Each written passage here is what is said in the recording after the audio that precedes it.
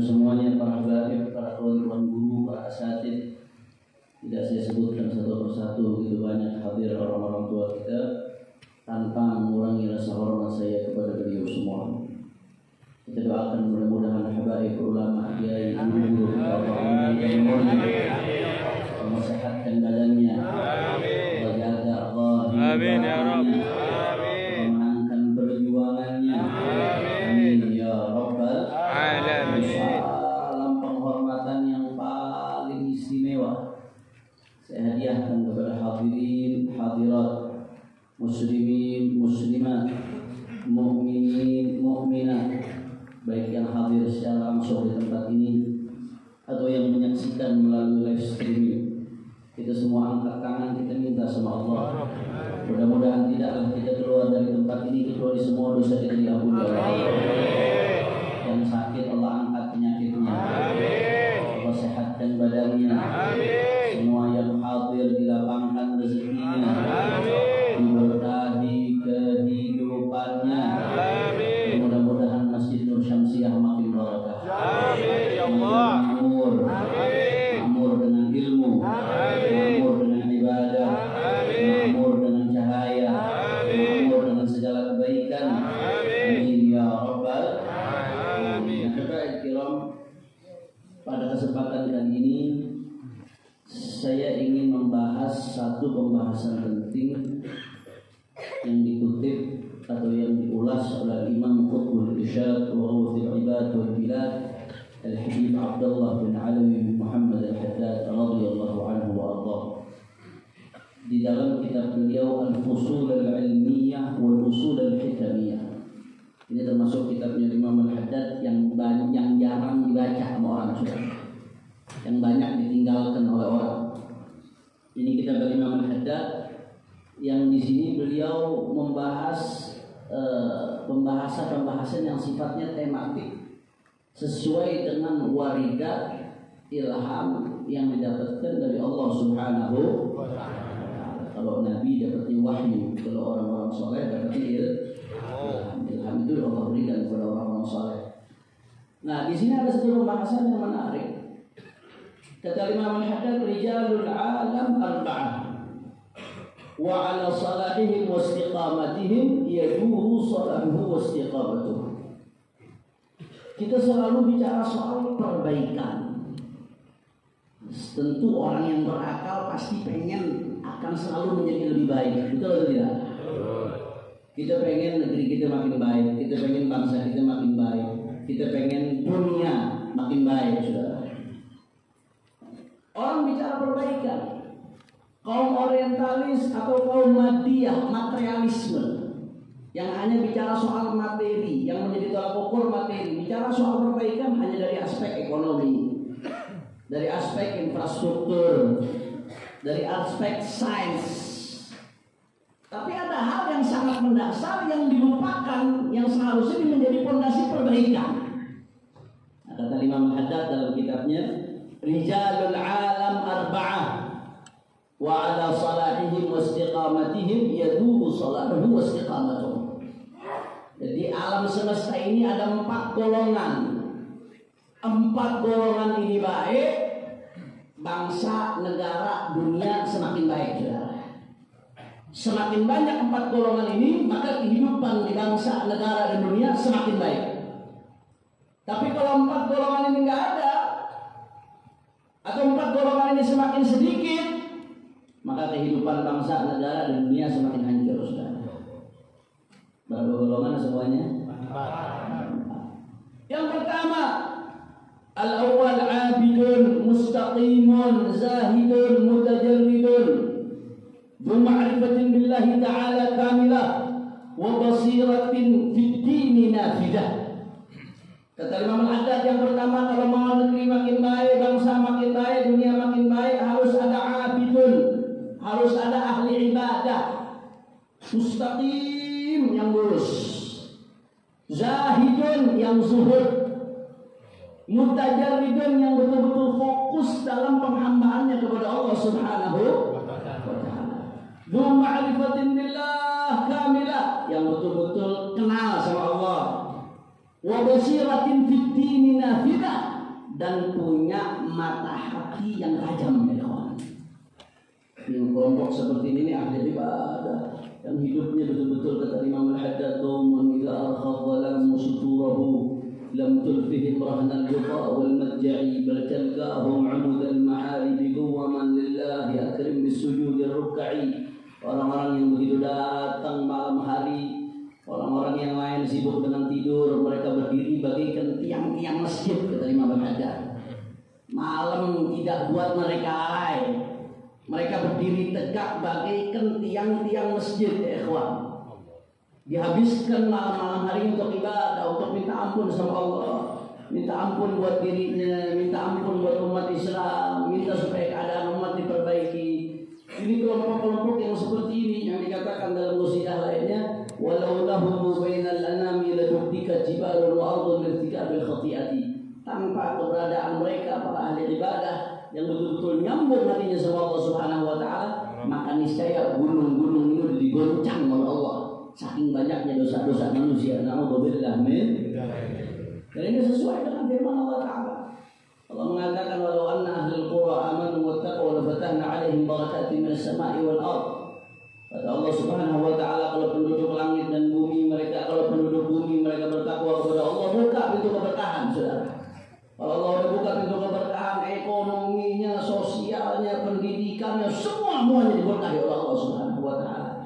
Kuncinya takwa kepada Allah Subhanahu wa taala. Ini yang pertama, ikhwan. Ini golongan yang pertama. Makin banyak ahli ibadah, makin banyak ahlillah, makin banyak orang-orang yang hatinya betul-betul nyambung sama Allah Subhanahu wa taala, maka keadaan umat, keadaan bangsa negara akan makin baik. Makanya saya teringat dulu pada dulu والسرفات درجة عالية رفيعة وبأس مقام محمود للنبي وعد يا أرحم الراحمين يا أرحم الراحمين يا أرحم الراحمين رب اغفر لي ولوالدي رب اغفر لي ولوالدي رب اغفر لي ولوالدي يا الله رب اغفر لي ولوالدي رب اغفر لي ولوالدي وارحمهما كما ربياني صغيرا اللهم إنا نسألك العفو والعافية والسلامة والمعافاة الدائمة في الدين والدنيا والآخرة. اللهم بارك لنا في أولادنا واحفظهم ولا تضرهم ووفقهم لطاعتك وارزقنا برهم وبارك لنا في الحال والمال والآل والإيان برحمتك يا كريم يا متعال. صلى الله على سيدنا محمد وعلى آله وصحبه وسلم والحمد لله رب العالمين.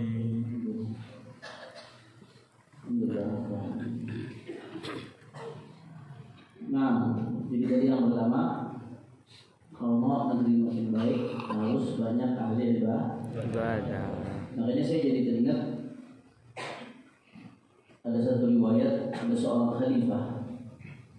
Seorang khalifah ini ngirim pasukan, suatu saat ngirim pasukan untuk perang.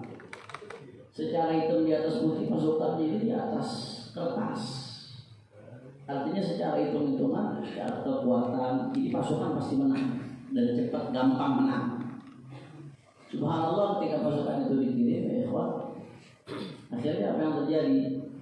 Nggak pernah menang. Ditunggu sehari, 2 hari, sampai sekian lama pasukan ini nggak menang-menang. Khalifah heran, ini ada apa ini? Pasukan kok bisa nggak menang-menang? Kok kemenangan dari Allah nggak kunjung datang? Ini pasti ada nggak beres ini, ada sesuatu ini. Akhirnya Khalifah melakukan sidak. Cuma sidaknya bukan di siang hari, bukan di sore hari, sidaknya di sepertiga malam terakhir. Di sidak itu camp-camp, tenda-tenda tentara. Begitu dilihat tenda pertama, dilihat isinya pasukan dari tahajud. Siangnya perang, malamnya tahajud. Dilihat tenda kedua, begitu juga pasukan lagi ibadah, lagi tahajud. Dilihat tenda ketiga, begitu juga lagi baca Quran. Sampai ke satu tenda, ketika tenda-tenda lain pasukan sedang ibadah, sedang tahajud, ada di satu tenda yang lagi lalai, lagi tidur. Khalifah begitu dapetin tenda tersebut, ini penyebab kemenangan nggak kunjung datang ini nih. Ternyata di tengah-tengah kita ada kelalaian.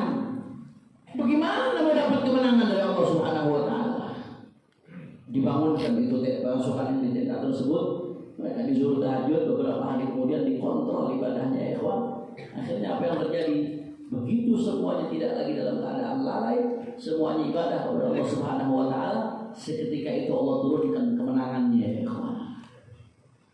Bayangkan, enggak tahajud di tengah-tengah perjuangan itu bisa menjadi penangguh dalam perjuangan, menjadi penyebab tertundanya kemenangan. Bagaimana yang subuhnya kesiangan ya ikhwan? Enggak tahajud menjadi penyebab tertundanya kemenangan. Bagaimana yang subuhnya kesiangan? Bagaimana yang berjuang semangat masih main judi online? Oh, di grup-grup bahas politik itu semua curang, tapi di aplikasi lainnya judi online saudara. Dapat kemenangan dari Allah Subhanahu wa taala. Kalau masih ada maksiat di tengah-tengah kita, makanya bila Allah yang rasakan dari mengatakan apa? Sebagaimana ketaatan kepada Allah Subhanahu wa taala menjadi penyebab datangnya kemenangan dari Allah Subhanahu wa taala, begitu pula sebaliknya. Kemaksiatan itu menjadi penyebab tertundanya kemenangan dari Allah Subhanahu wa taala. Nah, sebagaimana kemenangan ketaatan itu membawa keberuntungan, sebaliknya kemaksiatan juga membawa kesialan. Makanya namanya dalam berjuang semangat bagus. Kita bertakbir Allahu Akbar. Itu untuk memompa semangat kita. Nggak ada yang besar kecuali Allah. Supaya kita nggak takut ya kawan. Tapi jangan cuma modal semangat. Karena kemenangan kita datangnya bukan dari semangat. Kemenangan kita datangnya dari pertolongan Allah. Maka perjuangan harus dibarengi dengan ketaatan kepada Allah. Perjuangan kalau mau berkah, mau dapat kemenangan dari Allah, harus dibarengi dengan ibadah kepada Allah Subhanahu wa taala. Kira-kira yang pertama jelas atau tidak? Makanya kata Imam Haddad, kalau ahli ibadah itu menjadi penyebab, ahli ibadah yang zuhud, yang sholeh, yang istiqamah, itu menjadi penyebab datangnya kemenangan dari Allah. Sebaliknya kata Imam Haddad, ada kelompok yang sebaliknya, yang menjadi penyebab rusaknya negara, rusaknya dunia, rusaknya umat. Siapa di antaranya selain yang tadi, yang ahli maksiat, yang udah pasti kemaksiatan itu mengundang murka Allah. Yang kedua ada as-sufi al-mukhallid al-mulabbis. As-sufi al-mukhallid al-mulabbis, orang-orang yang ngaku-ngaku tasawuf, tapi ternyata mulabbis, mencampur adukan antara hak dan batil. Itu penyebab kerusakan yang ada. Jadi ahli ibadah istiqomah penyebab datangnya kemenangan.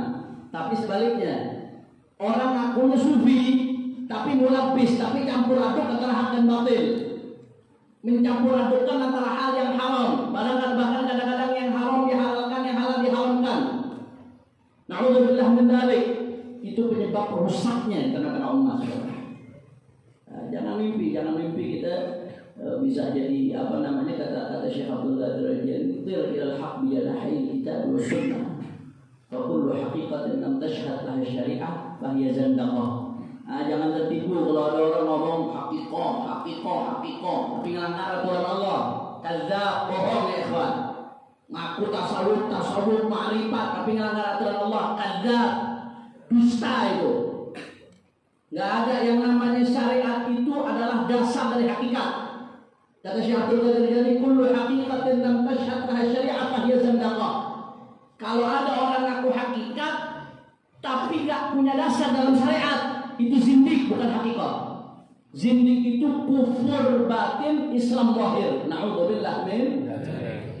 Saya ingat dulu waktu di salah satu kota, saya ketemu sama salah satu pedagang sate saat itu, pedagang itu. Hanya saya santri, satu masih santri. Habib, bukan enggak Habib makanya. Kamu santri ya? Iya saya santri Pak.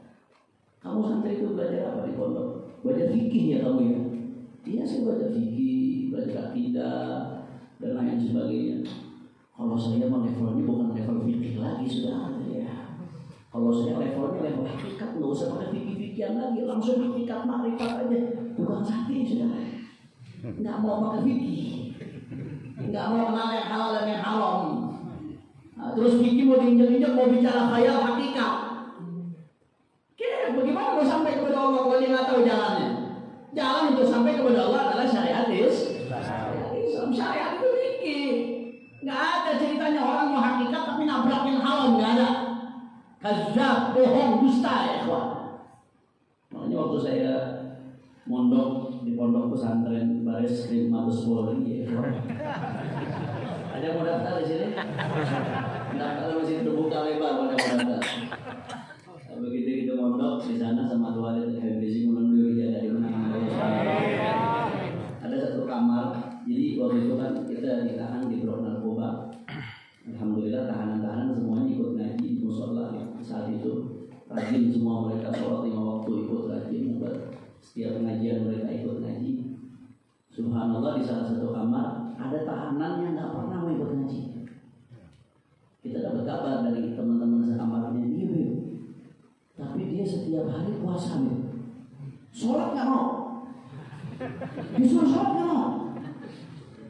Disuruh sholat nggak mau. Disuruh ikut ngaji ke masjid nggak mau. Jumatan nggak mau. Sholat 5 waktu nggak mau.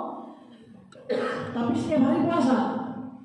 Puasanya menarik. Puasanya sahurnya habis subuh, bukanya sebelum maghrib. Ini benar. Dan puasanya makan nasi putih doang nih, nggak makan daging, nggak makan nasi putih saja. Putih. Tapi sahurnya habis subuh, bukanya sebelum maghrib. Habis itu malam puasa lagi. Puasa gendeng gitu. Ditanya, kenapa itu begitu? Iya, dia amal duit setiap hari ada duitnya. Akhirnya anak sultannya dia tanya, apa dia lakukan seperti itu? Ya, ini puasa yang anak amalin setiap hari. Ini amalan dari guru anak sama ada wiridnya. Kalau anak amalin ini terus-terusan, ini kan di penjara nih, dari salah satu provinsi. Kalau anak amalin ini terus-terusan, anak bisa hilang dari penjara, bisa pulang ke rumah. Itu anak setahun ditahan. Dari anak masuk penjara, sampai nggak keluar orang yang hilang-hilang. Ada tasawuf, ngakunya sufi, ngaku tasawuf, tapi ngerusak nama baik tasawuf. Nggak ada. Ada sufi mukhallid al-mulabbis. Sufi-sufi yang seperti ini yang merusak nama baik tasawuf. Ini yang membuka celah buat orang-orang yang membenci tasawuf di satu sisi. Di sisi lain ini yang menyesatkan umat. Syekh Abdul Qadir Jilani imam ahli tasawuf. Qutbul Aqtab, beliau yang mengatakan kullu haqiqatin lam tashhad syari'ah fa hiya zandaqah. Kalau ada orang ngaku hakikat tapi nggak sesuai syariat, itu bukan hakikat, itu zandaqah. Zahirnya Islam, batinnya kafir. Na'udzubillah min. Yang seperti ini yang agak-agak umat. Kira-kira jelas atau tidak? Itu kelompok yang pertama. Yang kedua adalah Imam Al-Haddad. Kelompok yang kedua, kalau mau negeri makin baik, bangsa makin baik, negara makin baik, kata Imam Al-Haddad, harus ada kelompok yang kedua. Siapa yang kedua? Alimun bisyar'i, ulama yang betul-betul alim. Rasikhul qadami fil ilmi bil kitab was sunnah, yang betul-betul memahami Al-Quran dan sunnahnya baginda Nabi besar Muhammad sallallahu alaihi wasallam. Ya'mal bi'ilmihi, bukan cuma tahu. Kalau cuma tahu ada iblis juga alim tapi nggak ngamalkan ilmunya. Tapi betul-betul ya'mal bi'ilmihi, ilmunya diamalkan. Ucapannya dengan perbuatannya sejalan. Wa yu'allimun nas, dan dia ngajarkan orang. Ilmunya nggak ditelan sendiri tapi diajarkan ke orang. Wa yansuhum, selalu menasihati orang. Dan yang paling penting kata Imam Al-Haddad, kalau mau negeri ini baik, harus ada ulama wa ya'muru bil ma'ruf wa yanha 'anil munkar. Harus ada ulama yang menegakkan amar ma'ruf nahi munkar, yang menyampaikan benar itu benar, salah itu salah, yang menyampaikan hak itu hak, batil itu batil, yang menyampaikan lurus itu lurus, bengkok itu bengkok. La yudahimu fiddin, kata Imam Al-Haddad. Enggak ngejilat dalam urusan agama. Enggak bisa dirubah-rubah prinsipnya, enggak ada kata enggak enak dalam menyampaikan agama Allah. Wala yakhafillahu lawmata la'im, dan sama sekali di dalam menyampaikan syariat Allah, di dalam menyampaikan agama, enggak takut cacian, makian, hinaan dan lain sebagainya. Alhamdulillah. Semakin banyak ulama yang model seperti ini, ikhwan, maka bangsa negara kita akan semakin baik. Cuman berat, nggak gampang. Jawab yang jujur, ulama yang terus terang, ngomong yang hak itu hak, batil itu dimusuhin atau tidak? Dicaci atau tidak? Dimaki atau tidak? Allah udah bilang dalam Al-Quran. Kata Allah Ta'ala dalam wasbir ala ma'asabak. Kata Allah Ta'ala ketika memerintahkan ma'ruf nahi munkar, wasbir ala ma'asabak. Kamu telah ma'ruf nahi munkar, ya sabar atas apa yang akan menimpamu. Seolah-olah Allah udah ngasih isyarat, ya resikonya dengan berat. Kamu bakal dicaci, dimaki, dihina dan lain sebagainya. Bahkan Sayyidina Hudzaifah bin Yaman dalam Ihya Ulumuddin Imam Ghazali mengatakan itu saking dihinanya orang yang ma'ruf nahi munkar, saking dibencinya ya ikhwan. Itu sampai-sampai kata Sayyidina Hudzaifah bin Yaman, sayati ala nasi zamanun la an takuna fihim jifatu himar ahabbu ilaihim min mu'minin ya'muruhum wa yanhahum. Akan datang satu zaman, andai kata ada ulama menegakkan amar ma'ruf nahi munkar, itu lebih dibenci oleh masyarakat, lebih dibenci oleh masyarakat daripada bangkai himar.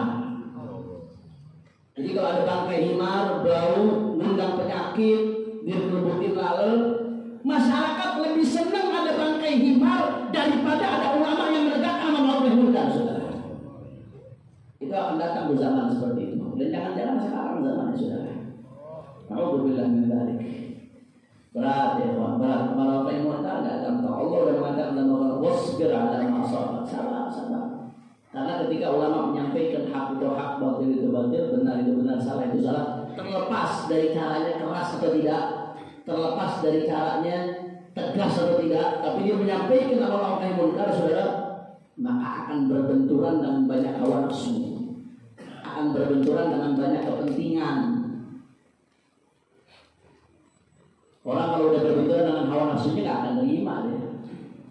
Walaupun lembut cara menyampaikannya, tapi itu mesti disampaikan.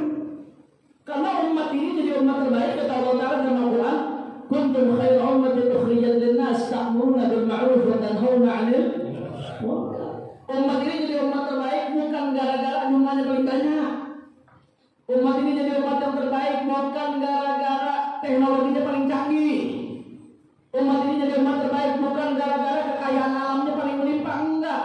Allah mengatakan ukhrijat lin-nas ta'muruna bil ma'ruf wa tanhauna 'anil munkar. Kalian jadi umat terbaik karena menegakkan amar ma'ruf nahi munkar. Makanya sebagian ulama ahli tafsir mengatakan khairiyatu hadhil ummah masyrutatun bihadza syarat. Predikat umat terbaik itu bergantung dengan syarat ini. Kalau umat ini masih menegakkan amar ma'ruf nahi munkar, berarti masih layak disebut umat terbaik, kata sebagian ulama ahli tafsir.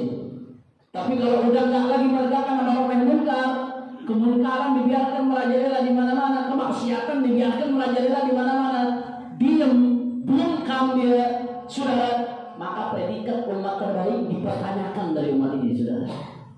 Alhamdulillah min dzalik. Dan nggak sampai di situ ya, Pak. Bahaya kalau amar ma'ruf nahi munkar dibiarkan, kemaksiatan merajalela di mana-mana. Sayyidatuna Aisyah pernah nanya sama Rasulullah SAW, ya Rasulullah, anahliku fina salihun. Ya Rasulullah, apakah kita akan binasa sedangkan orang soleh masih banyak? Yang baca Quran banyak ya Rasulullah, yang zikir banyak ya Rasulullah, yang ahli ibadah banyak ya Rasulullah. Apa iya musibah akan datang ya Rasulullah? Apa iya bencana akan datang ya Rasulullah? Apa kata Nabi SAW? Na'am idza kathurul khabath. Ya, kata Nabi, ya, idza kathurul khabath. Kalau kemaksiatan merajalela di mana-mana, dibiarkan, didiamkan, Allah marah, Allah murka, di situ turun musibah, saudara. Alhamdulillah, min musibah udah turun, tidak bisa membedakan mana yang habib, mana yang pelacur. Musibah kalau sudah turun, nggak bisa membedakan mana yang kiai, mana yang pemabok. Musibah kalau sudah turun, nggak bisa bedakan mana yang ustadz, mana yang penjudi, nggak bisa beda, saudara. Semuanya soleh, soleh kena. Alhamdulillah, men. Makanya dulu di Jakarta pernah ada bencong. Jadi bencong ngomong di TV, ini kenapa sih kok pada repot sekali katanya? Yang maksiat kan saya, yang dosa kan saya, yang nanti kena azab kan saya, yang masuk neraka kan saya. Kenapa sih itu yang repot? Orang Betawi gitu jawab, yang maksiat emang lu. Yang dosa emang elu, yang diazab emang elu, yang masuk neraka elu. Tapi kalau elu maksiat terang-terangan, Allah marah, Allah murka, turun musibah, semuanya kena. Betul atau tidak? Betul atau tidak?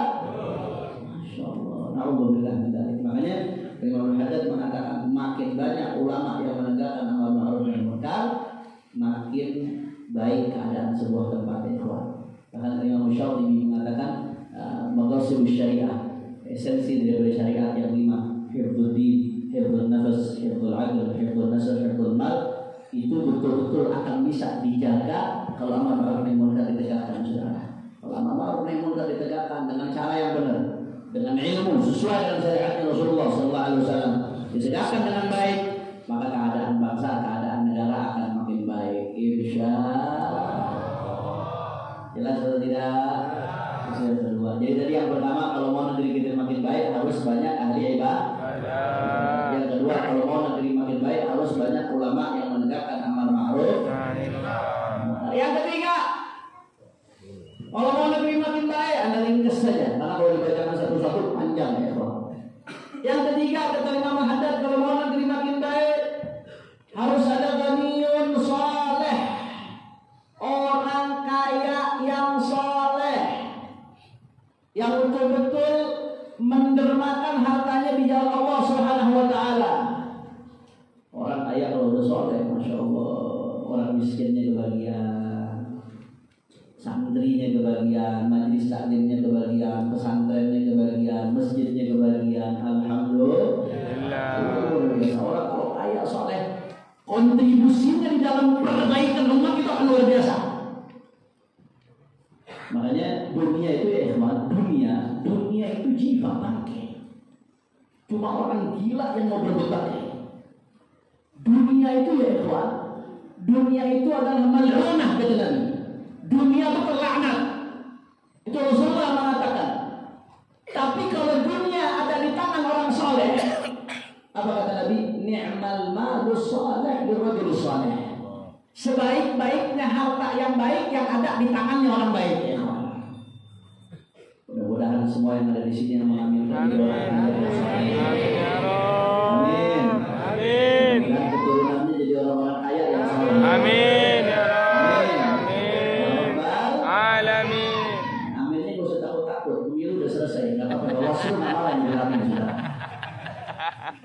Jelas ya?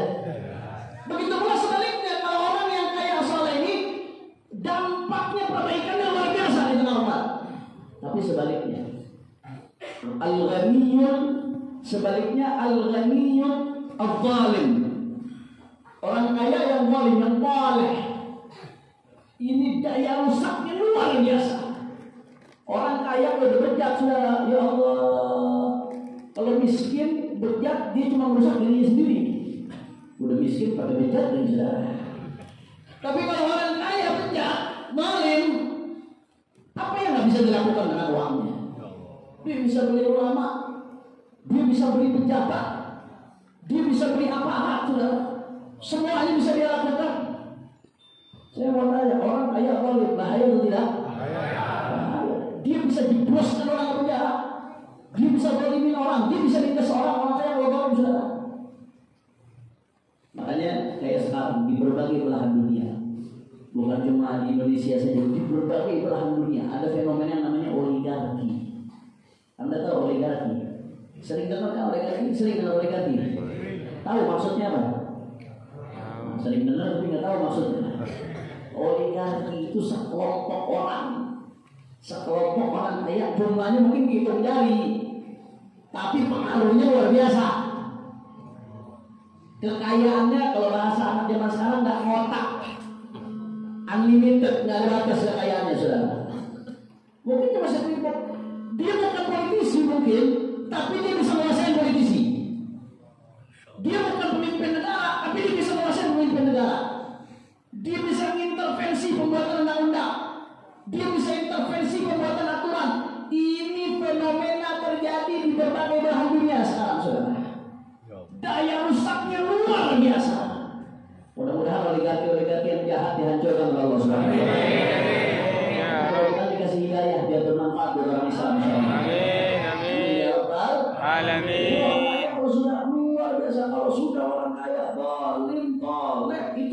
rusaknya dahsyat. Tapi sebaliknya kata Imam Haddad, salah satu dari 4 unsur yang bisa sangat berpengaruh di dalam perbaikan bangsa, perbaikan negara, perbaikan kehidupan di dunia adalah orang-orang kaya yang soleh. Alhamdulillah. Orang-orang kaya yang soleh Allah kasih panjang umur. Berikutnya yang keberapa? Apa tadi yang pertama apa? Nah, ibadah yang istiqamah. Yang kedua, banyak ulama. Saya sengaja ulang-ulang ini supaya pulang di sini hafal semuanya. Jadi pulang ada yang dibawa ke rumah, saudara. Yang ketiga,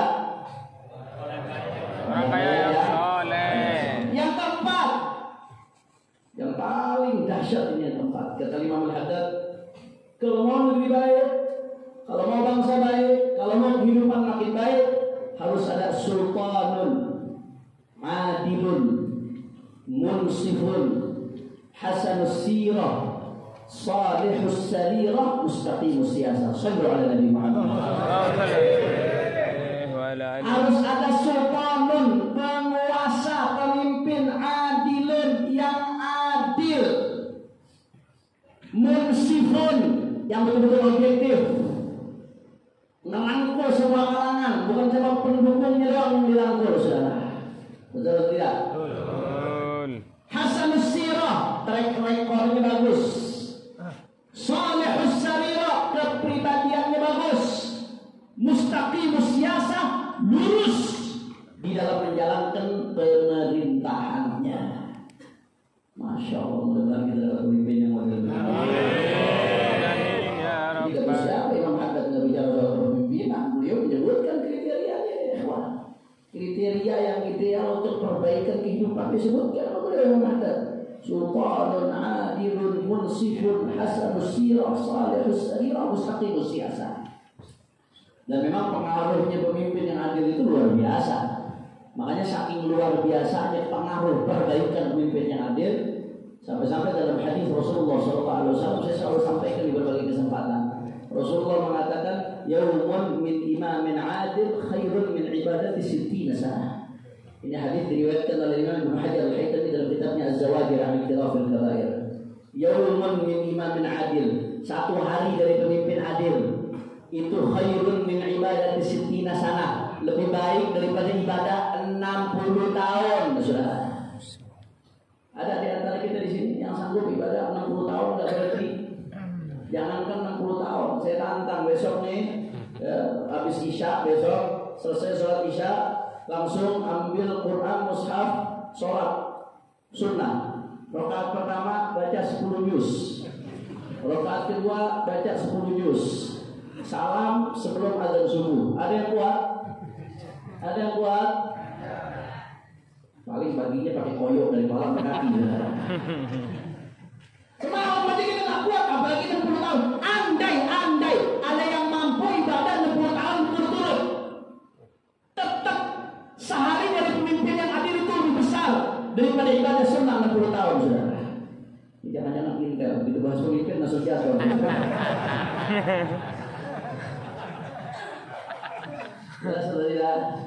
Kenapa ngomong itu, Beb? Ibadah penting.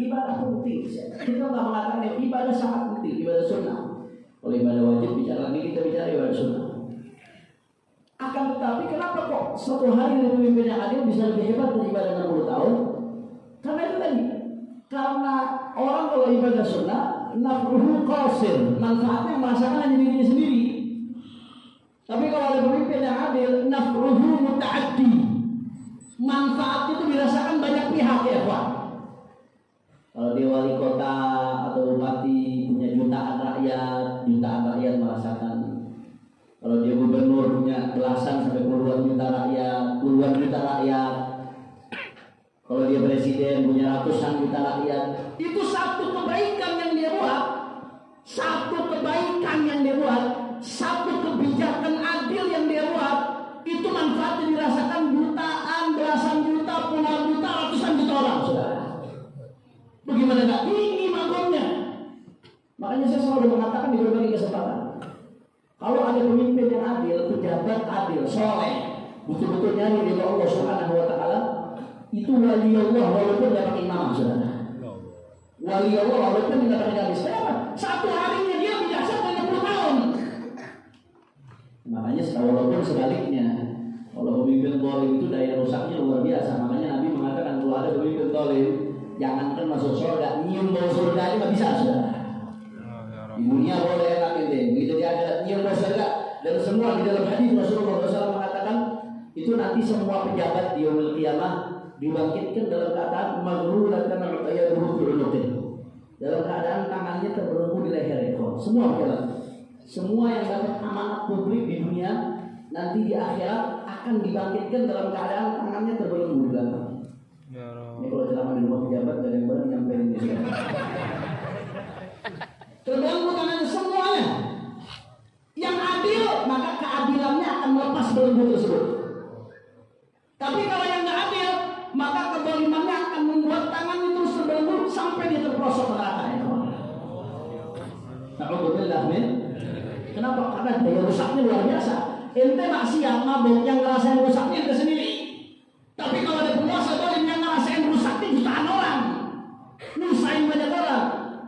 Makanya saking urgennya, saking pentingnya posisi pemimpin yang adil itu sampai-sampai Rasulullah sampai dalam sebuah riwayat, kalau tidak salah dari Sayyidina Utsman bin Affan radhiyallahu anhu, asal dalam sebuah ayat itu dikatakan innallaha yaz'u bis-sultan ma la yaz'u bil-Qur'an.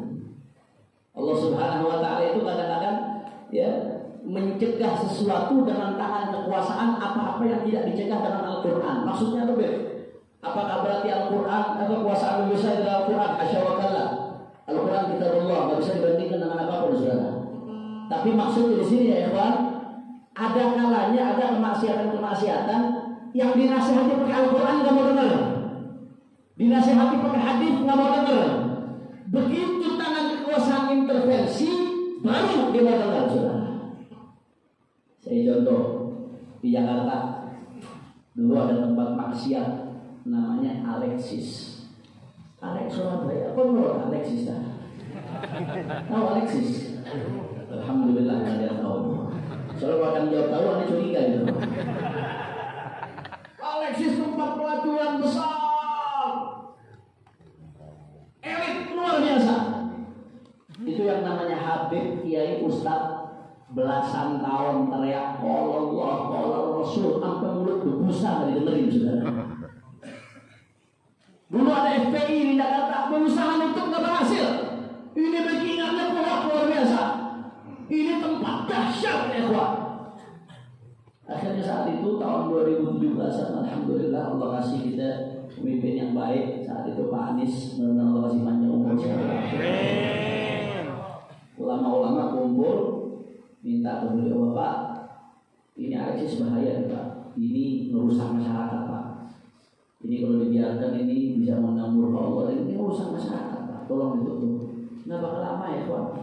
Cuma dengan selembar kertas sama satu tanda tangan. Nggak pakai banyak bicara, nggak pakai turun demo, nggak pakai banyak. Satu lembar kertas, satu pulpen tanda tangan. Cuma dengan itu tempat yang belasan tahun nggak bisa ditutup berhasil ditutup dalam sekejap, saudara. Allahu Akbar.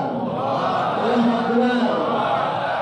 Itulah kalau kekuasaan ada di tangan orang yang baik. Makanya penting ya Pak. Makanya bagaimana kita dapat penguasa yang baik. Minimal ada dua hal yang mesti kita lakukan. Ada berapa hal? Dua hal. Bukan nomor dua ya, ada dua hal. Karena nggak bicara politik kan? Karena nggak bicara politik. Ada dua hal. Apa saja dua hal tersebut? Yang pertama, kalau kita mau dapat pemimpin baik, yang pertama dari bawah ke atas ya Pak. Apa maksudnya dari bawah ke atas, Bib? Rasulullah SAW mengatakan, "Kama takunu yuwalla 'alaikum." Ini sabda Rasulullah. Kata Rasulullah SAW, kualitas kalian menentukan kualitas pemimpin kalian. Kama takunu yuwalla 'alaikum. Itu Nabi yang mengatakan, saudara. Kualitas kalian menentukan kualitas pemimpin kalian. Semakin soleh rakyatnya, Allah akan berikan pemimpin yang soleh.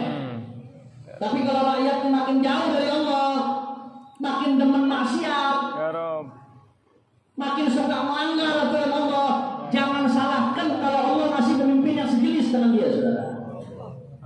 Alhamdulillah, men. Makanya kalau bicara bagaimana cara pemimpin yang baik, yang pertama dari bawah ke atas. Maksudnya dari bawah ke atas, perbaiki rakyatnya, maka kasih pemimpin yang baik. Introspeksi mulai dari diri kita, keluarga kita, orang di sekitarnya. Kemarin Pak Bu, kemarin selama Januari, Desember, saya keliling ke berbagai tempat, saya sampaikan. Ini kita kalau mau dapat pemimpin baik, kita bikin program taubat nasional. Taubat nasional, istighfar nasional. Allah akan kasih kita pemimpin baik, saudara. Ya, berak-berak, mau dapat pemimpin baik, semangat di grup WhatsApp dapat pemimpin baik. Tapi nggak ada sholat, saudara. Pengen dapat pemimpin baik, tapi anak istrinya masih nggak pakai jilbab keluar rumah. Teriak-teriak mau dapat pemimpin baik, tapi masih suka makan riba. Padahal riba diperangi oleh Allah. Bagaimana Allah yang ngasih pemimpin baik, sedangkan itu diperangi sama Allah. Teriak-teriak mau dapat pemimpin baik, tapi masih merakal sama orang tua, ya kawan. Maksiat yang kita lakukan itu ikut nanam saham di dalam mencuri pemimpin yang bejat, ya kawan. Alhamdulillah, men. Makanya kalau kita mau dapat pemimpin baik, perbaiki keluarga kita, diri kita, sama family kita, orang-orang di sekitar kita. Insya Allah Allah akan berikan kita pemimpin yang baik. Amin ya Itu cara yang Rabbal. pertama, dari bawah ke atas. Tapi cara ini aja nggak cukup. Ada cara yang kedua, dari atas ke bawah, saudara. Ini harus sinergi, harus berbarengan. Bagaimana dari atas ke bawah, Habib? Dari atas ke bawah itu yang namanya pemimpin yang baik harus diperjuangkan. Karena kadang-kadang an-nasu ala dini mulukihim. Masyarakat itu tergantung bagaimana rajanya. Ini jadi satu sama lain faktor saling mempengaruhi. Kita bawahnya mesti diperbaiki, atasnya juga mesti diperjuangkan. Yang namanya pemimpin baik harus diperjuangkan. Makanya dalam Jawaharatul Tauhid disebutkan wa wajibun nasbul imamil adli bi syar'i fa'lam la bi hukmil aqli. Ngangkat pemimpin yang adil itu wajib. Itu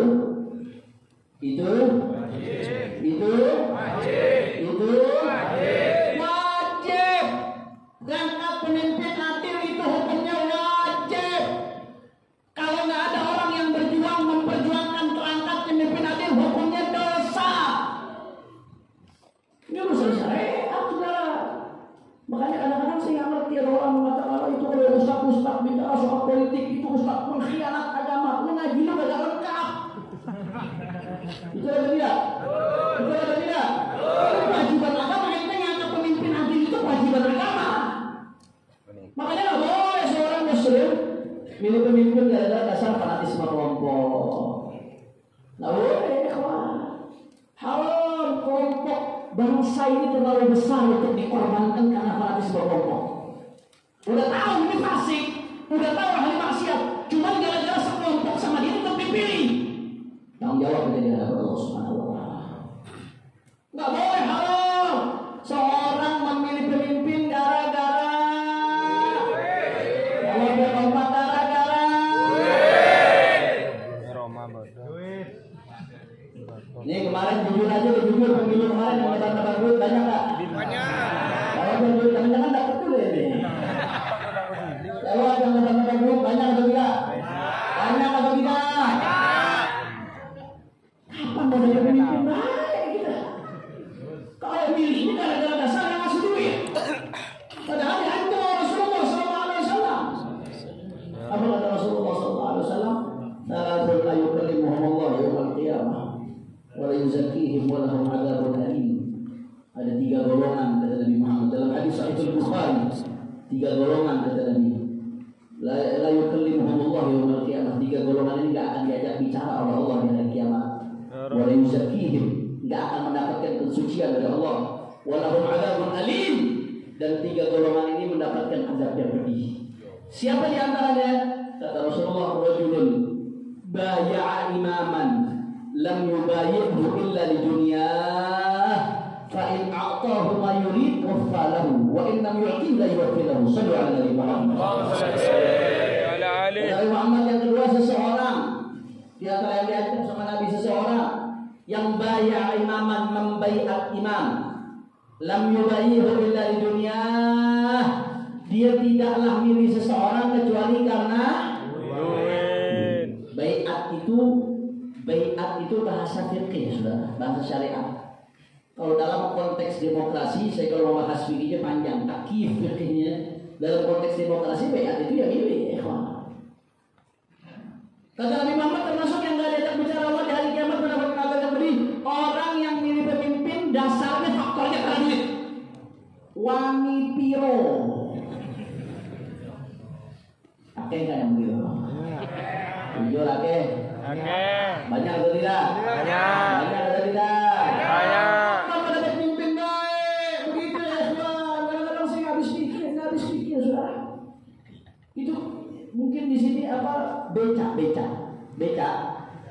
itu kira-kira dibayar sebulan 200.000, mau nggak sebulan 200.000? Keliling setiap hari tapi 200.000 sebulan, mau nggak?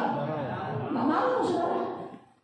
Beca nggak mau sebulan dibayar 200.000. Ente dibayar 200.000 buat 5 tahun, seneng lagi saudara.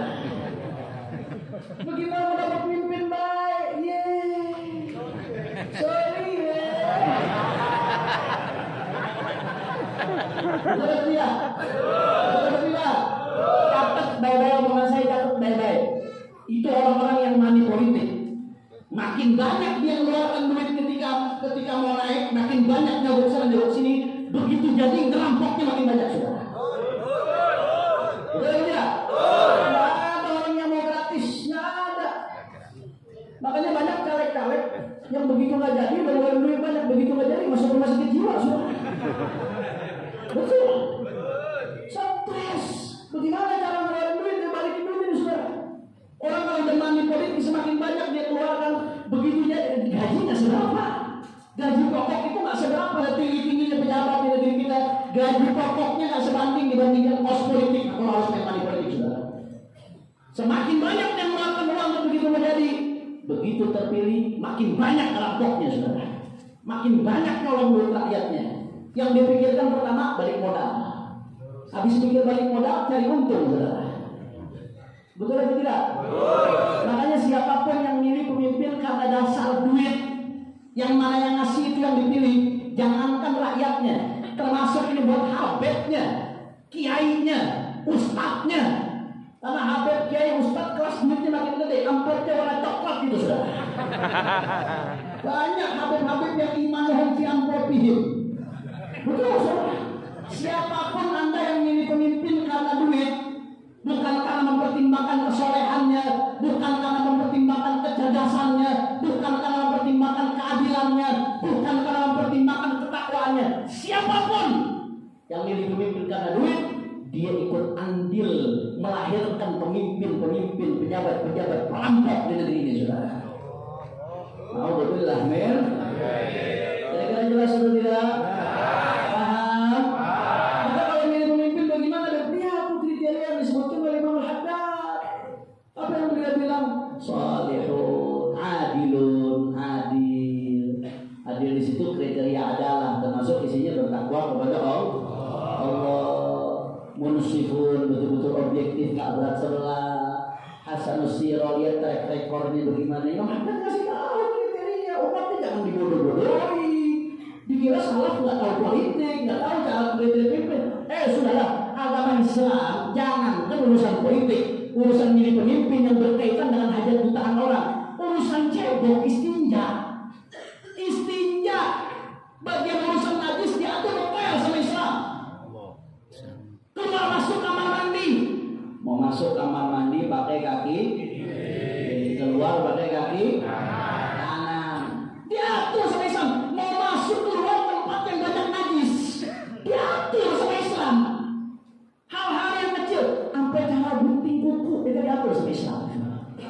Cara gunting kuku diatur dari telunjuk sampai ke kelingking, habis itu kanan, mulai dari kelingking kiri terus sampai ke jempol, habis itu terakhirnya jempol kanan. Diatur, diajarin yang kecil-kecil diajarkan oleh Islam. Masa iya Islam gak ngajarkan yang gede-gede urusan juta orang saudara?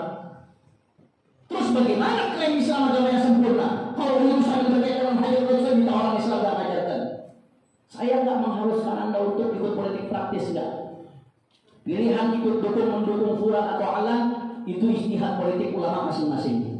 Tapi minimal wajib kita jelaskan kepada umat bagaimana kriteria pemimpin yang mesti dipilih, bagaimana kriteria pejabat yang mesti dipilih, Bagaimana kriteria orang-orang yang mesti dipilih supaya kita mendapatkan pemimpin yang baik dari Allah Subhanahu. Kira-kira jelas atau tidak? Jelas atau tidak? Siap memilih pemimpin yang baik? Siap memperjuangkan pemimpin yang baik? Siap membela pemimpin yang baik? Takbir! Sallu ala Nabi. Ini jadi 4. Kira-kira jelas atau tidak? Ini jadi berapa semuanya kalau mau negeri makin baik? Ada 4. Semakin banyak 4 golongan ini, negeri kita semakin baik. Tapi kalau 4 golongan ini semakin sedikit atau bahkan tidak ada, negeri akan makin hancur, bangsa negara akan makin hancur, dunia akan semakin hancur.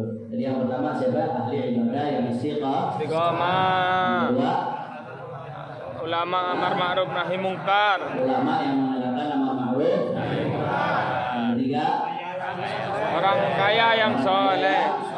Yang keempat, pemimpin yang mudah-mudahan Allah perbanyak 4 golongan ini. Mudah-mudahan kita, anak cucu kita, keluarga kita, sanak famili kita jadi salah satu dari 4 golongan ini. Amin ya Rabbal. Ini saja yang saya sampaikan.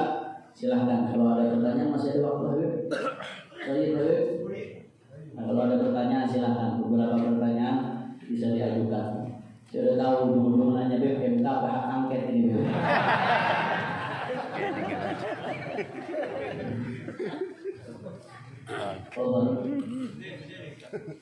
Nabi Muhammad. Bismillahirrahmanirrahim. Assalamualaikum warahmatullahi wabarakatuh.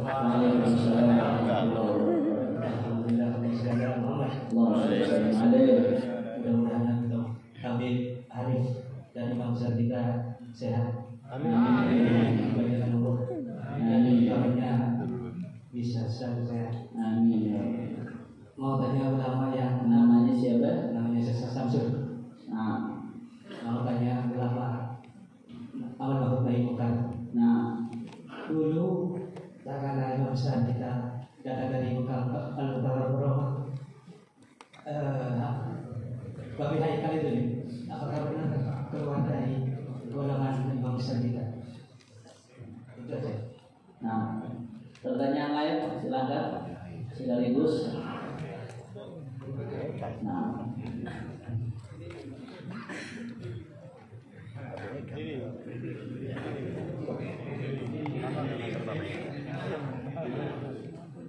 Bismillahirrahmanirrahim. Assalamualaikum warahmatullahi wabarakatuh. Langsung saja kami perkenalkan nama saya Muhammad Abdul Fadil. Yang saya menanyakan mengenai memilih, karena kan kemarin setiap pilihan itu kan pasti ada ulamanya. Bahkan ulamanya pun bukan ulama yang kelas-kelas rendah, ya, ulama yang insyaallah istiqomah, semuanya insyaallah istiqomah dan ibadah juga. Kayak ini saya tanyakan, ketika kita condong kepada satu pilihan itu pasti ada perbandingan. Nah, karena semuanya kan udah ada ulamanya, kenapa harus memilih condong ke satu ulama saja? Jadi nggak perlu menghina lah. Nah itu bagaimana tanggapannya? Syukron. Assalamualaikum warahmatullahi wabarakatuh. Pertanyaan berikutnya. Assalamualaikum warahmatullahi wabarakatuh. Waalaikumsalam warahmatullahi wabarakatuh. Sebelumnya anak Fuhaib, anak Al-Fakir, Saiful Rizki. Mudah-mudahan Al-Fakir meskipun nggak pernah nyampe di Makkah Syariah, mudah-mudahan Al-Fakir diaku sebagai santri oleh Habib Hanif dan Imam Habib Rizik Syihab. Walaupun berdasarkan kemampuan Al-Fakir pribadi. Yang ingin Al-Fakir tanyakan Habib, Al-Fakir kan salah satu admin IG Habib Hanif for Amin pada masa-masa Pilpres kemarin. Terus Al-Fakir ngepost video Habib, kalau nggak salah di Palembang. Habib ceramah, kalau milih pemimpin itu lihat kriterianya. Yang pertama fisiknya adalah Habib kan gitu. Nah ini Al-Fakir ketika posting ini banyak dikomentari oleh para buzzer yang memelintir ceramah Habib seakan-akan menyerang paslon tertentu. Karena Habib di situ potongan kalimatnya mengatakan jangan yang udah maaf banget, jangan yang udah setruk disuruh jadi pemimpin. Ini Al-Fakir minta klarifikasinya Habib, minta penjelasannya supaya Nah, supaya anak fakir bisa kasih penjelasan kepada dosen-dosen ini bahwa habaib yang ada di barisan imam besar tidak sedikit pun menyerang satu paslon. Walaupun mungkin kita berpihak pada salah satu paslon, tapi insya Allah kita tidak memusuhi apalagi menyerang paslon-paslon yang lain. Mohon penjelasannya. Terima kasih. Assalamualaikum warahmatullahi wabarakatuh. Pertanyaan yang pertama. Nah, ini pertanyaannya terlalu pribadi, bersifat mata ya.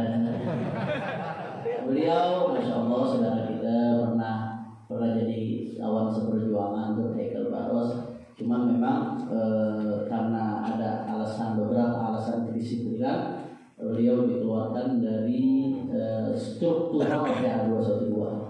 Nah, itu saja yang Anda bisa jawab, nggak lebih dari itu. Jadi karena beberapa alasan kedisiplinan, saat itu dikeluarkan dari struktural PA 212 karena ada beberapa pernyataan yang dianggap kontradiktif. Demikian ya, apakah keluar dari barisan imam besar atau tidak, ya biar umat masing-masing yang menilai. Ya, bukan domain Anda untuk menilai. Biar umat masing-masing yang bisa menilai. Nah, ya lihat bagaimana imam besar ngasih instruksinya apa, ikut atau enggak instruksi tersebut. Kan umat bisa nilai sendiri masing-masing. Nah, kemudian yang kedua, pertanyaan tadi, biarkan masing-masing paslon ada ulamanya di belakangnya. Bagaimana ini Habib? Jadi begini, ketika kita punya satu pilihan, maka pastikan pilihan yang paling mendekati kriteria dalam syariat. Nanti ini berkaitan dengan pertanyaan yang ketiga itu. Saya jelaskan. Karena kita sebagai Muslim, pakai keislaman kita bukan hanya saat di masjid. Keislaman kita digunakan bukan hanya saat kita ibadah, termasuk keislaman kita gunakan pada saat kita berpolitik. Pilih pemimpin yang paling mendekati kriteria syariat Islam. Jelas ya? Nah, ditimbang tuh, misalnya ada 3 calon, istiqoroh, kemudian timbang mana yang paling mendekati kriteria disebutkan syariat Islam. Ini kriteria disebutkan oleh para ulama, Imam Al-Mawardi dalam kitabnya Ahkam Sultaniyah, Al-Imam Al-Juwaini, Imam Al-Haramain dalam kitabnya Al-Qiyatul Umam fi Qiyatul Ulam. Ulama-ulama nulis kitab tebal-tebal yang berkaitan dengan politik Islam. Nah, ada kriteria di situ. Bagaimana kriteria Imam Al-Azam, pemimpin tertinggi di sebuah negara. Ditimbang itu yang mana yang paling sesuai. Kalau nggak ada yang memenuhi syarat, yang mana yang paling mendekati. Kalau ada tiga-tiganya baik, cari yang terbaik dari yang baik. Kalau ada 3 atau ada 2, yang satu baik, satu buruk, ambil yang baik, buang yang buruk. Kalau ada 3-tiganya buruk, misalkan, cari yang paling sedikit keburukannya. Pertimbangan itu, timbang baik-baik, lihat track recordnya, cari. Istikharah minta petunjuk sama Allah. Kalau nggak bisa juga, maka tanya kepada para ulama. Ulama yang seperti apa? Jangan yang sendiri-sendiri. Jangan yang sendiri-sendiri. Tapi ulama yang bersepakat, yang bermusyawarah, yang sepakat, bukan hanya pandangan sendiri. Kalau pandangan sendiri, rawan kelirunya. Tapi kalau hasil kesepakatan, hasil bermusyawarah, pertimbangannya jelas, dasarnya jelas. Anda kasih contoh. Anda nggak kasih contoh istimewa ulama lah. Kalau kasih contoh istimewa ulama, nanti Anda dianggap di bagian dari istimewa ulama. Anda kasih contoh seperti kemarin di Pilpres, ada pondok pesantren Sarang, Al-Anwar, Mis, di situ ada Kiai Said, Abdul Rahman dan Pak Kiai Sarang. Itu Kiai Sarang bikin deklarasi, isi deklarasinya apa? Kenapa kami dukung Amin? Saat itu dukungnya Amin, ya kasih contoh. Karena ini kriterianya paling mendekati syariat. Ini ibarat kitab definisinya begini. Itu bukan pandangan sendiri, itu pandangan kolektif ulama bersama-sama bermusyawarah. Ada dasarnya, jelas landasannya. Kira-kira jelas atau tidak? Jadi jangan hanya ulama yang perorangan, karena perorangan aqrab ila zallah. Karena kalau perorangan pribadi saja itu bisa mendekati kekeliruan. Tapi kalau kolektif hasil musyawarah itu insya Allah lebih mendekati kebenaran. Bagaimana kalau ada orang yang beda-beda pilihan? Nggak boleh saling caci maki. Memang nggak boleh saling caci maki ya, Pak. Karena ini urusan politik, urusan berniat. Kecuali kalau Muslim lawan kafir ya. Kalau Muslim lawan kafir nggak ada alasan ulama untuk beda pilihan. Itu kalau beda pilihan udah ngawur itu iman mahum yang berfihim itu sudah. Nggak Nah benar itu. Kalau muslim dan kafir nggak ada masalah. Tapi kalau sama muslim masih muslim, kadang-kadang ada beda pilihan, wajar. Yang penting motifnya betul-betul sama-sama mencari yang paling masalah. Yang nggak bisa dibenarkan kalau ada salah satu yang motifnya karena itu yang ngasih duit, nah itu yang nggak dibenarkan tuh. Masing-masing ulama itu bisa tahu, dia bisa nanya hatinya, dia tahu apa yang terjadi pada dirinya. Ikhwan. Ulama beda pilihan, bisa saling menghormati selama motifnya sama-sama untuk memperjuangkan syariat, untuk memperjuangkan kemaslahatan umat. Saya kasih contoh di 2014 ke atas. Waktu itu umat Islam lagi berjuang nggak bisa-bisa melawan Ahok saat itu. Saat itu presidennya Jokowi. Di barisan Presiden Jokowi di antara lawan tim pres itu ada Kiai Haji Hashim Muzadi. Kiai Hashim Muzadi ada saat itu. Itu Kiai Hashim Muzadi dekatnya sama Wali Habib luar biasa begini. Dekat sekali, sangat-sangat dekat. Bahkan sampai ketika Kiai Hashim dimakamkan, yang doa itu, yang imamin sholat jenazah itu Habib Rizik. Beliau one team presnya Jokowi saat itu ya kawan. Tapi apa yang saya dengar dari beliau, saya menghormati Kiai Hashim Muzadi walaupun beliau bukan satu pilihan politik dengan saya ada di kubu Jokowi. Kenapa? Karena maksudnya beliau ke sana untuk memperjuangkan kemaslahatan dari dalam. Tapi real ya, jangan ini jadikan alasan. Dia yang tahu dengan Allah Subhanahu Wa Taala. Bainahu wa bain Allah.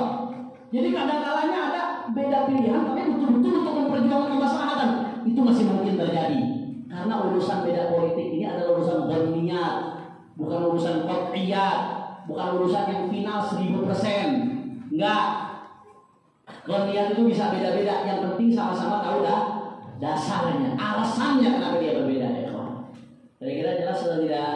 Nggak perlu saling caci maki, nggak perlu saling menghina. Kecuali kalau udah jelas-jelas, saya milih ini ya karena dia yang ngasih saya duit. Ah, jangan udah yang begitu tuh udah nggak benar tuh. Saya milih yang ini ya karena dapatnya dari situ. Karena dapat ini, bicaranya udah transaksional, itu udah jelas nggak benar tuh ya kawan. Tapi kalau selama masih ada kemungkinan dasar, ulama beda-beda ada dasar kemaslahatan, itu masih sepatutnya untuk dihormati, dihargai, tidak perlu saling caci maki. Tapi tadi ikutin yang mana, Beb? Ikutin yang kolektif, ikutin yang bermusyawarah, ikutin yang ada dasarnya. Bagaimana dasar syariatnya? Bagaimana dasar pertimbangannya? Lihat bagaimana track recordnya, lihat dan seterusnya. Itu insya Allah yang benar. Kira-kira jelas atau tidak? Paham ya? Berikutnya. Tadi pertanyaan, soal di Palembang. Nah jadi anak waktu itu lagi ngejelasin di Palembang. Dan ini Anda jelaskan bukan hanya di Palembang, Anda jelaskan hampir di seluruh provinsi yang Anda datangi sepanjang bulan Januari khususnya. Anda bicara soal kriteria. Kalau memilih pemimpin itu minimal ada 3 yang mesti kita lihat. Ada berapa? 3. Ada 3 hal.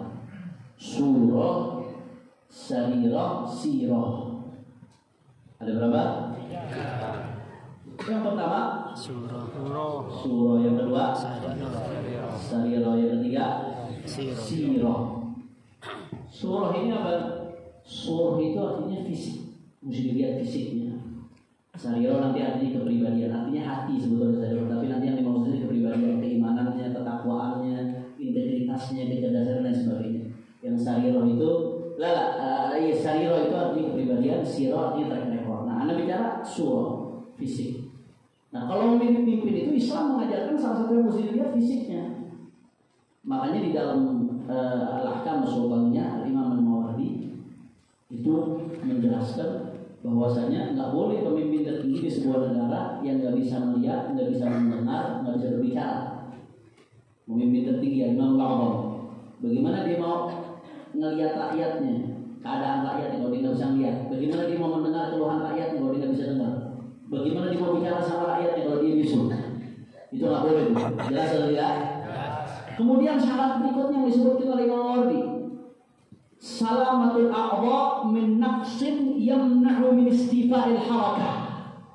Di antara syarat milih pemimpin itu harus orang yang bersih, selamat dari kekurangan yang menyebabkan dia sulit untuk bergerak.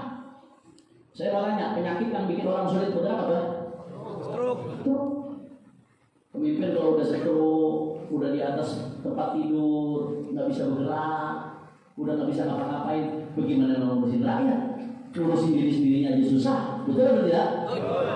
Saya bicara hukum fikih, bicara kriteria secara syariat, betul nggak pernah saya sampaikan? Ada saya sebut nama di situ? Dan ini tertuang dalam undang-undang kita. Di dalam undang-undang dalam presiden ada sehat jasmani rohani. Itu tertuang dalam undang-undang. Bukan hanya tertuang dalam fikih, dalam undang-undang pun tertuang. Berarti kalau ada capres cawapres yang lulus, berarti dia sehat jasmani rohani, terpenuhi syarat. Kira-kira jelas atau tidak? Jadi saya nggak sebut nama siapapun. Bahkan di kata-kata berikutnya saya tegaskan, saya tidak nyindir siapapun, saya bicara kriteria sesuai dengan syariat.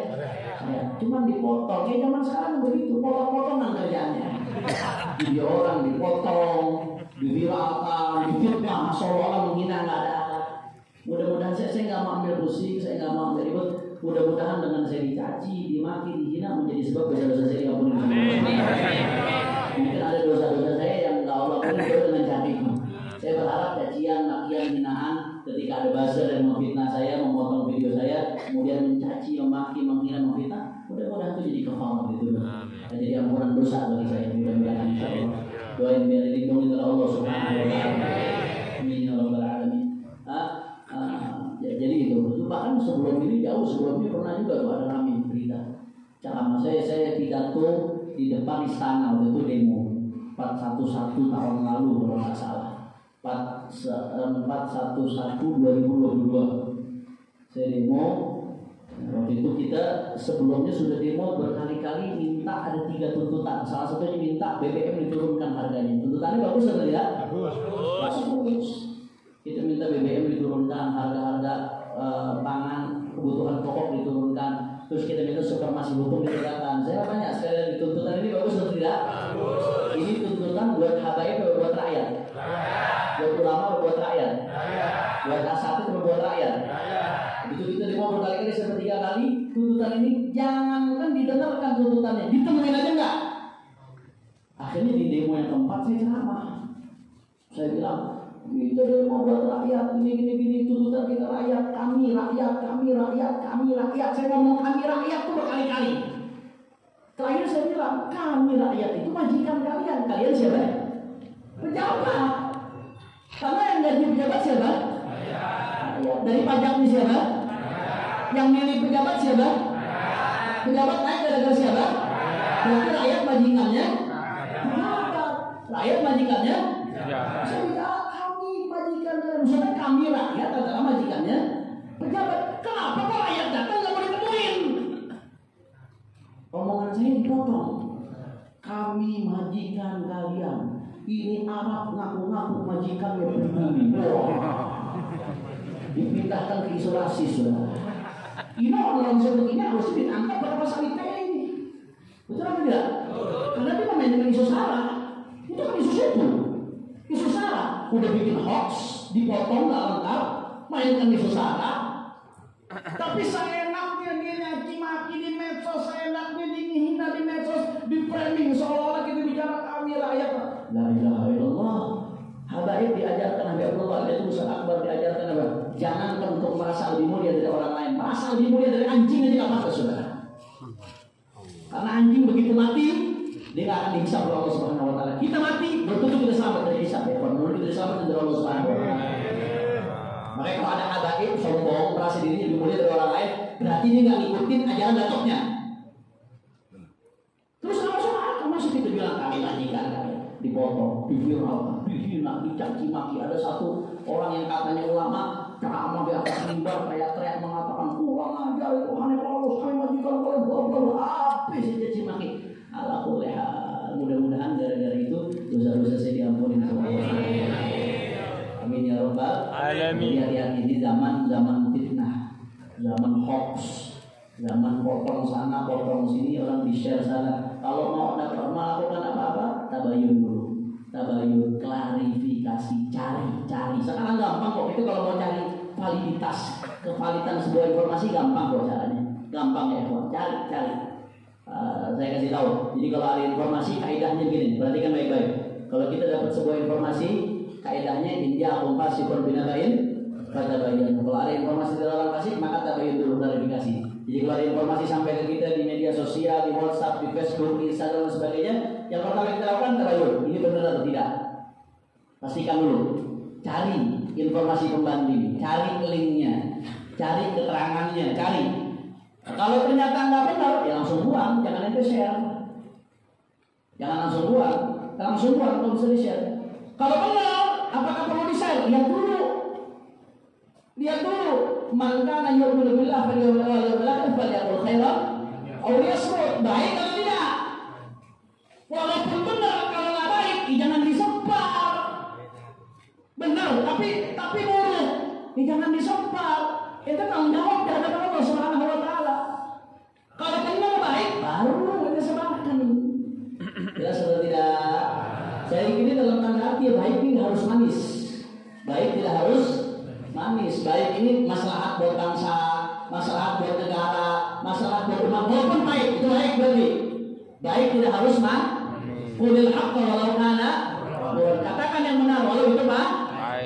Kira-kira jelas atau tidak? Insya Allah. Jadi udah clear ya, udah bisa dipahami ya. Nah, nanti tinggal ambil dari live streaming Nur Syamsiah, tinggal dipotong lagi di atas. Tapi potongnya jangan lengkap, jangan setengah-setengah.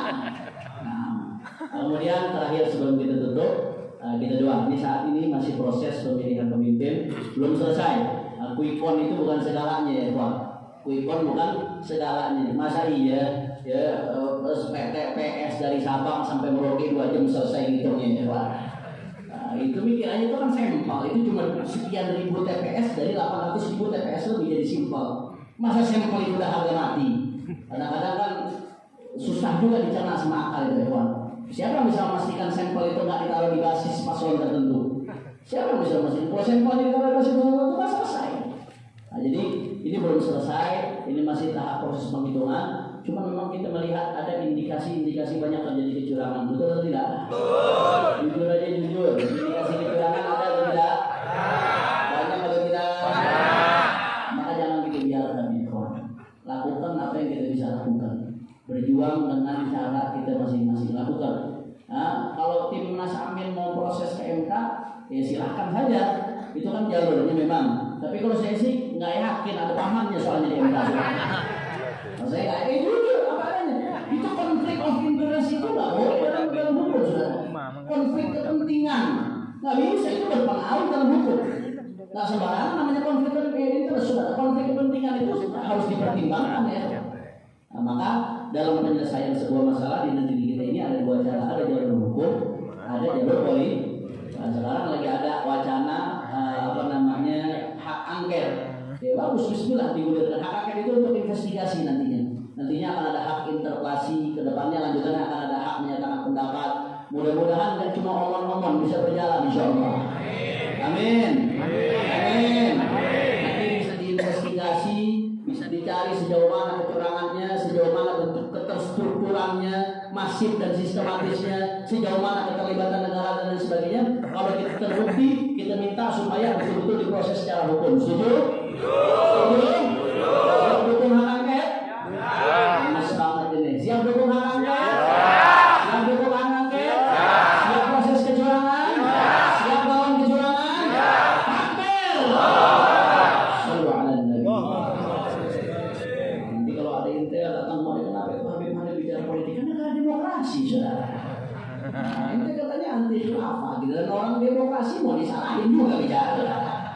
Masya Allah, mudah-mudahan negeri kita dijaga oleh Allah Subhanahu Wa Taala, negeri kita diselamatkan Allah Subhanahu Wa Taala, negeri kita betul-betul diberikan pemimpin yang saleh, diberikan pemimpin yang baik, diberikan pemimpin yang betul-betul takut kepada Allah, cinta kepada Rasulullah. Mudah-mudahan keluarga kita diperbaiki oleh Allah, mudah-mudahan turun kita dijaga oleh Allah, mudah-mudahan Indonesia dijadikan baldah thayyibah mubarakah, mubarakah ila dunia wa dunia salihah. Mudah-mudahan Allah berkahi sisa bulan Sya'ban kita. Allah sampaikan kita ke bulan Ramadan. Ya berlutuf wa'afiyah. Mudah-mudahan Ramadan ini kita dapat Lailatul Qadar insyaallah. Dapat Lailatul Qadar insyaallah. Dapat Lailatul Qadar insyaallah. Ala dunia wa kulli niyyah salihah jami'an jami'an li khairat dunia wal akhirah. Wa ila halatin misril Fatihah. A'udzu billahi minasyaitonir rajim. Bismillahirrahmanirrahim.